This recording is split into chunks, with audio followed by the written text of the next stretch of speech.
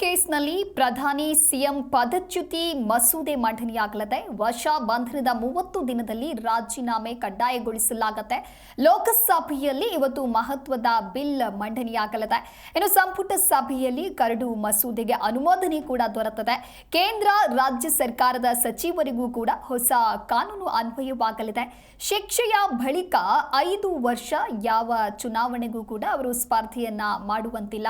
ಯಾವುದೇ ಗಂಭೀರ ಕ್ರಿಮಿನಲ್ ಪ್ರಕರಣಗಳಲ್ಲಿ ಪ್ರಧಾನಿ, ಕೇಂದ್ರಾಡಳಿತ ಪ್ರದೇಶಗಳ ಮುಖ್ಯಮಂತ್ರಿ ಅಥವಾ ಕೇಂದ್ರ ಸಚಿವರು, ರಾಜ್ಯಗಳ ಸಚಿವರನ್ನ ತನಿಖಾ ಸಂಸ್ಥೆಗಳು ವಶಕ್ಕೆ ಪಡೆದುಕೊಂಡ್ರೆ ಅಥವಾ ಬಂಧಿಸಿದ್ರೆ ನಂತರದ 30 ದಿನಗಳ ಒಳಗೆ ಅವರನ್ನ ಹುದ್ದೆಯಿಂದ ತೆಗೆದುಹಾಕುವಂತಹ ಮಂಡನೆಗೆ ಸದ್ಯ ಕೇಂದ್ರ ಸರ್ಕಾರ ಸಜ್ಜಾಗಿದೆ ಅನ್ನೋದು ಗೊತ್ತಾಗ್ತಾ ಇದೆ.